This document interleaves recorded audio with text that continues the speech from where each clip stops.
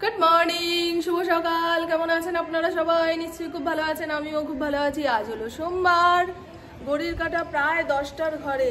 দেখতে দেখতে জানুয়ারি মাসের প্রায় অর্ধেক শেষ হয়ে গেল। আজ 20 তারিখ। সেরকম ঠান্ডা নেই এবছরে, ঠান্ডা পড়লো না বললেই চলে। হালকা পাতলা যে চাদরটা গায়ে দিই সেটা খুঁজলাম, তন্ন তন্ন করে খুঁজলাম, কোথাও নেই। সময়ের জিনিস সময় না পেলে না মন খারাপ হয়ে যায়, আবার খুঁজবো।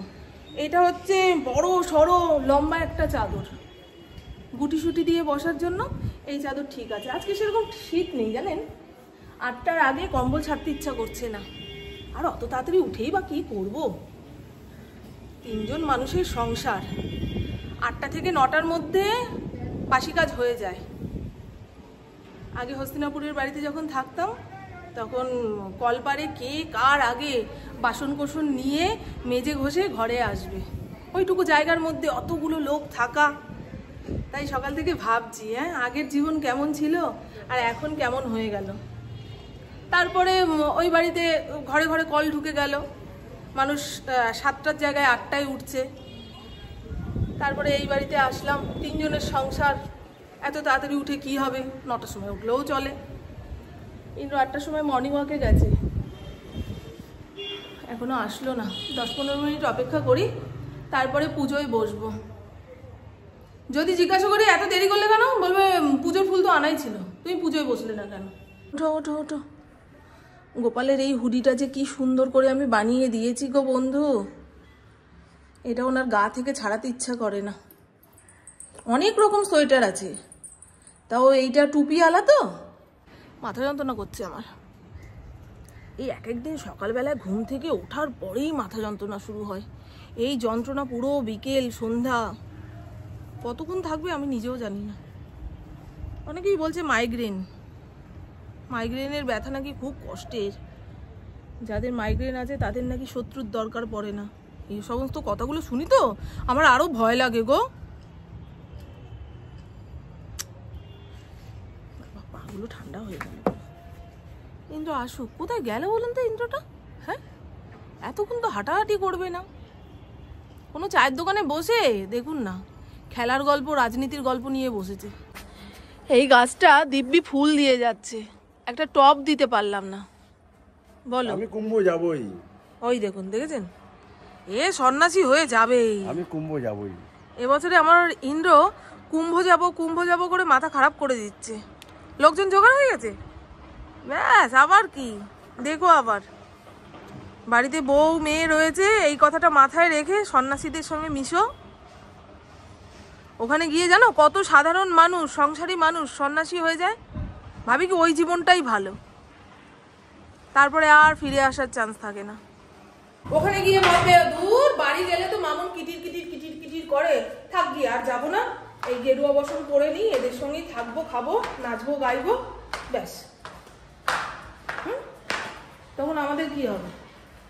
জানি আমার নামে সব, তোমার কিছুই নেই, তোমার হৃৎপিণ্ডটাও আমার কাছে, কিন্তু তুমি হচ্ছে আমার শক্তি।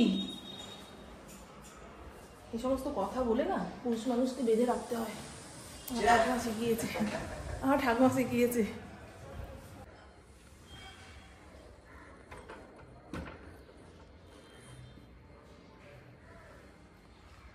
অ্যালেক্সা, বাসুদেবায় নমঃ।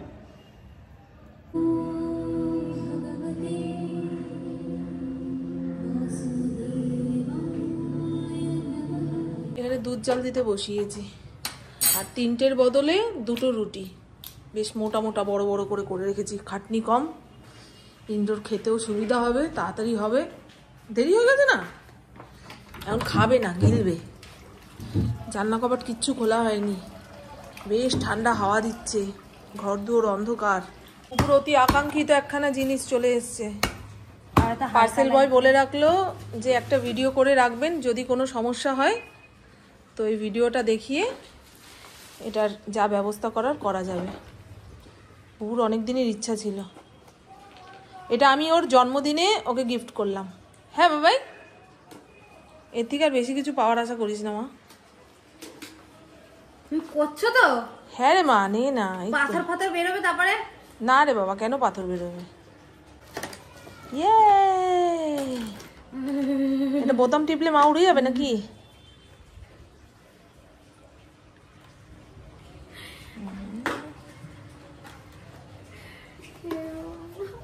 দেখ সব ঠিকঠাক আছে কিনা সেটা দেখে নে মা।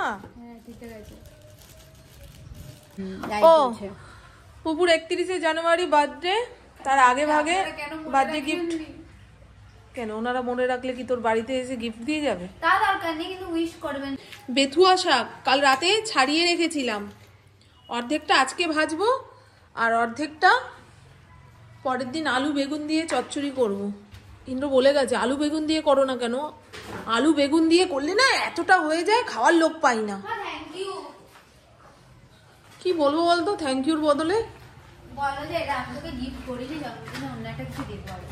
আর কিছু নেই, এবারে বুক ভরা ভালোবাসা, হাত ভরা আশীর্বাদ, এছাড়া আর মায়ের কাছে কিচ্ছু পাওয়া যাবে না মা। আমার দর্শক বন্ধুরা বলবে হ্যাঁ তুমি তো রোজগার করো। আমার রোজগার করে, বাট ওটা মায়ের নয়, এরকম একটা ব্যাপার। ইউটিউব থেকে যে টাকাটা পাই সেটা তো হাতে এসে দেয় না, ওটা আমাদের অ্যাকাউন্টে জমা পড়ে। হাতে পেলে বুঝতে পারতাম যে না টাকাটা আমার, অ্যাকাউন্টে জমা পড়ে যায় তো। আর ইন্দ্রর নাম্বার দিয়েই অ্যাকাউন্ট খোলা, ইন্দ্রর ফোনেই মেসেজ আসে প্রতি মাসে আমার কতটুকু ইনকাম হলো না হলো। ইন্দ্রর যদি মনে থাকে তো এসে আমাকে বলে, না মনে থাকলে আমিও আর জিজ্ঞাসা করি না, ও ঠিক আছে। এইভাবে দিন পার হয়ে গেলেই হলো। মানুষের মানসিক শান্তিটা আসল, তাই না? আমার কাছে এত সুখ আছে অথচ মানসিক শান্তি নেই। আর টাকা কড়ি সম্পত্তি এগুলোই দেখবেন আপনার মানসিক শান্তিকে হরণ করে নেয়, তাই না বন্ধু? টাকাটা যদি ক্যাশ আমার হাতে আসতো, এই ইউটিউবের রোজগারটা, তাহলে পৃথিবীর সেরা বড় লোক, সবচেয়ে বেশি বড় লোক আমিই থাকতাম। অ্যাকাউন্টে যেহেতু আসে, কে ব্যাংকে যাবে, কে তুলবে? ইন্দ্র থেকে চাইলেই আমি পেয়ে যাই। হ্যাঁ, ইন্দ্র থেকে যখন যতটুকু চাই আমি পেয়ে যাই।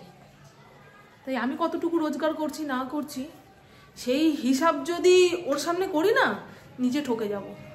থাক বাবা, ওই জন্য সবসময় আমাকে বলতে শুনবেন ইন্দ্র এটা দিল, ইন্দ্র সেটা দিল। আমি আমার বলে কিছুই ভাবি না, সবই দিলে পাবো, দিলে খাবো, এরকম পরিস্থিতির ওপর দিয়ে চলছি। ভাবলাম গাজরের হালুয়া খাবো। বাবা, পৌষ সংক্রান্তির পায়েস পুরাচ্ছে না, আমি আবার গাজরের হালুয়া খাবো। এরপরে ইন্দ্রর আবার সুগার ভাব এসছে শরীরে, মিষ্টি তো রান্না করাই যাবে না। এই ঢ্যাঁড়স আলু একটু সর্ষে পোস্ত বাটা দিয়ে চচ্চড়ি করব, ডাল করব, বেতুয়া শাক ভাজা। পুকুর নাকি বমি বমি পাচ্ছে, ওর জন্য একটা আলু সেদ্ধ দিতে হবে। গতকাল গাছের কপিটা পেরে এনেছি, অর্ধেকটা দিয়ে ইন্দ্রর মাছের ঝোল রান্না হয়েছে, অর্ধেকটা আলু দিয়ে ভাজবো, নাহলে আরো শক্ত হয়ে যাবে। এই ডাটাগুলো না পুরো শক্ত হয়ে গেছে। ওই যা আবার ঘাউ ঘাউ ঘাউ।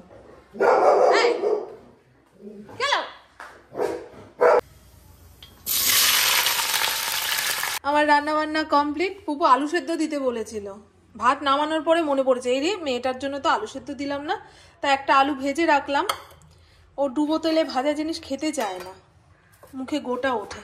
তবু আজকে কষ্ট করে একটু খেয়ে নেবে, ডালের সঙ্গে আলু ভাজা ভালোই লাগে। এই হলো বেথুয়া শাক ভাজা, শুধু করেছি। আলু বেগুন দিলে না জাবড়া হয়ে যায়, অত খাওয়ার লোক নেই, আমি আর ইন্দ্র খাবো, তাও থাকবে দেখবেন। বেশি শাক পাতা খেলে আবার গ্যাস হয়, পেট ভার করে। এই হলো ঢ্যাঁড়স আলু পোস্ত, অল্প একটু সর্ষে বাটাও দিয়েছি। দারুণভাবে রান্না করলাম গো, দারুণ মানে মন মেজাজ দিয়ে রান্না করেছি। আর এই হলো টমেটো দিয়ে মসুর ডাল, নামানোর আগে ধনেপাতা দিয়েছি। ঝরঝরে ভাত। কাল রাতে গোবিন্দভোগ চালের ভাত খেয়েছি, পেটটা ভার। তোর পেটটা কেন ভার বলতো? ওই যে তুই যে বললি তোর ভেতর থেকে কেমন যেন একটা হচ্ছে। চ চ চ মা খেয়ে নি, চ। আলু ভাজা, ডাল আলু ভাজা দিয়ে খেতে পারবি না একা একা? ওই দেখুন, দেখেছেন? Good evening. এখন সময় দেখেছেন, পকেট খুঁজছি। এখন সময় সন্ধে 7টা। আজকে আর চা খাইনি। আমি যেই বললাম চা খাবো না, উনি ওনার জন্য ম্যাগি বানিয়ে নিয়ে চলে আসলো। একটু গ্রিন টি খেতে হবে, ভেবেছিলাম ঢেঁড়স আলু পোস্ত দিয়ে অনেক কটা ভাত খেতে পারবো, মনের মতো করে রান্না করবো। ও মা, খাওয়ার সময় মেখে ঝুঁকে মুখে দিয়েছি, সরাত করে গলার মধ্যে চলে যাচ্ছে, সরাত করে গলার মধ্যে চলে যাচ্ছে। একটুখানি ভাজা ভাজা করে নিয়ে তারপরে যদি সর্ষে পোস্ত বাটাটা দিতাম তাহলে শুকনো শুকনো হতো। একদম ভালো খাইনি গো, আজ দুপুরের খাওয়াটা একদম জঘন্য হয়েছে, জঘন্য। এরপরে আর ঢেঁড়স আনতে না করবো, যখন খুব গরম পড়বে, বাজার ভর্তি ঢেঁড়স সস্তায় পাওয়া যাবে তখন আনবে। চলুন বন্ধু, বিকেল 5টার পর থেকে রাত্রির 8টা পর্যন্ত আমার খুব শীত করে, মোটে জলের কাজ করতে ইচ্ছা করে না, জলের ধারে যেতে ইচ্ছা করে না। কিন্তু কি করব, ওয়াশিং মেশিনে এতগুলো ভেজা জামা কাপড় রয়েছে, সেগুলো না মেললে আদিম মানুষ বনে ঘুরতে হবে। আর পুপুকে জিজ্ঞাসা করলেই বলে আমার তো নেই, আমার নাইটি। দাঁড়ান দেখাই, না দেখালে আপনারা বুঝতে পারবেন না। ওয়াশিং মেশিন দিয়ে না অনেক জল বেরোচ্ছে, সত্যি নেই। পা চেপে চেপে চলছি, স্লিপ করে পড়ে গেলে ব্যাস। ওই দেখুন আমার নাইটি, আমার হুডি, তাহলে আমি কোথায় যাই? হাতে নেই আমার। ওরা এত এত কেনে, সারা বছর কেনে, ওদের যদি নাই তাহলে আমি তো বছরে একবারও মনে হয় কিনি না। আমার তুমি তোমারগুলো কেচে রেখে দাও, আমার তো কাঁথার লোক। এই শীতে কোথায় কম্বল টম্বল দান হচ্ছে, মাকে কাঠ দিয়ে দাঁড় করিয়ে দিস, ওই কম্বল গায়ে দিয়েই শীত কাটাবো আমি। আমার আর নিজের জিনিস বলে কিচ্ছু নেই গো। এই সোয়েটারটাও পরেছিল, দিইনি তো। তোর একটা ক্লিপ মাথায় দিয়েছিলাম, চুল ছিঁড়ে খুলে নিয়েছিস, জানেন না বন্ধু আপনারা? সেই নিয়ে কত নেগেটিভ কমেন্ট, উত্তর দিতে দিতে আমার মাথা খারাপ হয়ে যাচ্ছে। সেই মেয়ে বলে তার মন বড় আর আমার মন ছোট। হ্যাঁ, কি জল বেরোচ্ছে গো ওয়াশিং মেশিনের নিচ দিয়ে। আমি এই ওয়াশিং মেশিন টেনে সরিয়ে দেখতেও পাচ্ছি না জলটা কোথা দিয়ে আসছে। সারাক্ষণ এরকম জল গড়িয়ে গড়িয়ে আসতে থাকলে হঠাৎ করে স্লিপ করে কোমর ভেঙে পড়ে মরবো। এই এত কিছু ভাবছি, বুঝলেন? সকালে একবার মুছলাম, দুপুরে একবার মুছলাম, এখন দেখি আবার জল পড়ছে। আজকে সরু চাকলি বানাবো, পৌষ সংক্রান্তির দিন সরু চাকলির ব্যাটার কিছুটা বেঁচে গেছে, আর বেশি দিন রাখা যাবে না। ও লাইটটা জ্বালাই। সেই সকালবেলায় বিছানা পাট গুছিয়ে নিচের ঘরে যাই, তারপরে আর ওপরের ঘরে আসা হয় না, একেবারে রাতে ঘুমের টাইমে। এই ভারী জিনিসগুলো স্ট্যান্ডে মেললে শুকাবে না, জানলা দিয়ে মেলে রাখি, কাল সকালে যেটুকু রোদ আসবে তাতেই শুকিয়ে যাবে। রুটি করতে গেলে আটা মাখতে হবে, অল্প একটু আটা মাখা রয়েছে, সেই দিয়ে 3টে রুটি হবে। সরু চাকলির ব্যাটার, চাল ডাল নিচে থিতিয়ে গেছে, জলটুকু ওপরে উঠে আছে। যখন বানাবো তখন ভালো করে নাড়িয়ে চাড়িয়ে গুলে নেব, তাহলেই হবে। একটু গ্রিন টি বানিয়ে খাই, নাহলে ঢোক গিলতে পারছি না, এরকম অবস্থা। গলার দিকটা জ্বালা পোড়া করছে। গলা বুক জ্বলার আরও একটা কারণ, ঢেঁড়সের মধ্যে পোস্ত দিয়েছি, সঙ্গে একটু সর্ষেও দিয়েছি। সর্ষে বাটা খেলেই আমার এরকম হয়। তুমি বলে আমিও করব? হ্যাঁ, আমি বললাম আমি করে ফেলি, বলছে কি আমিও করব। যেই শুনেছি লাউ শাক কাটবো, বলছে তাহলে আমাকে উল্কাটাটা দাও। একটাও ঘর ফেলবি না বাবাই। হ্যাঁ কর কর, যা পারিস কর। হ্যাঁ কর, বেশি করলে না হেডফোনটাও উলে উলে দেবো। এই হ্যাঁ, হেডফোনগুলো নাও, আমারটা করবি না বাবা। করে না, কেমন লাগছে।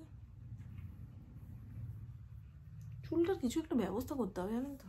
ভালো লাগছে না, নিজের মুখটাই নিজের কাছে অসহ্য বলে মনে হচ্ছে চুলটার জন্য। তার উপরে এই এক ঢাক এক কাশি, আর পারছি না।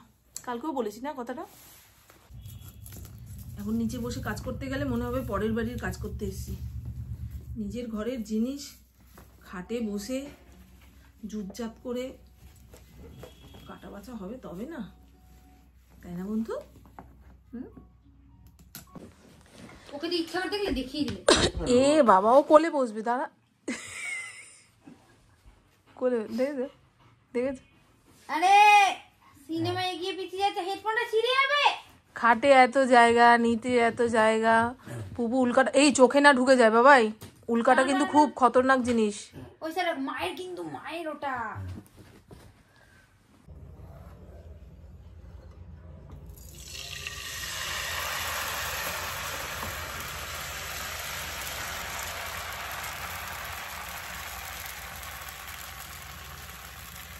ব্যাটারটা এতটাই পাতলা করে বানিয়েছি যে ফ্রাই প্যান ঘোরানোর সঙ্গে সঙ্গেই গোল হয়ে যাচ্ছে। মাঝখানটা কেমন ফেটে গেছে। আমার কোনোবার সরু চাকলি এরকম ফেটে যায় না। এবছরের গোলাটা অতিরিক্ত পাতলা হয়ে গেছে।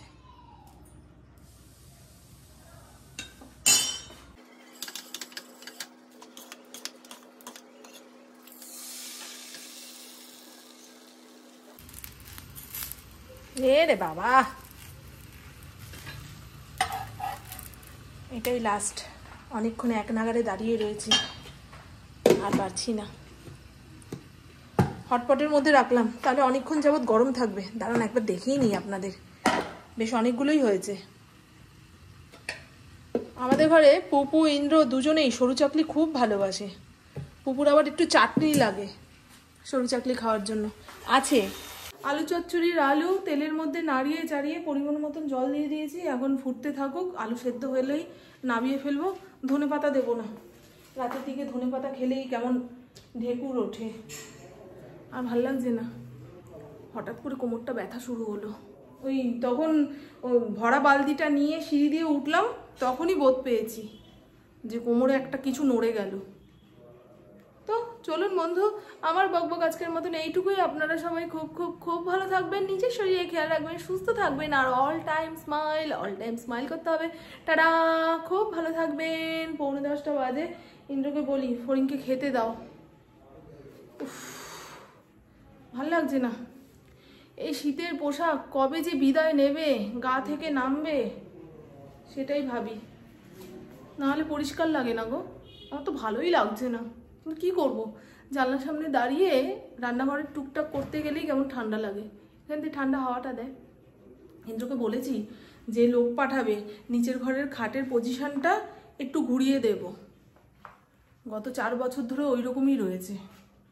একটুখানি ফার্নিচারের জায়গা অদল বদল করলে দেখবেন ঘরটা নতুন লাগে, মন মেজাজ ভালো লাগে।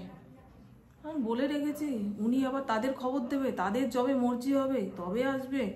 গौर से देखिए एक भूखा आदमी কি কি করতে পারে।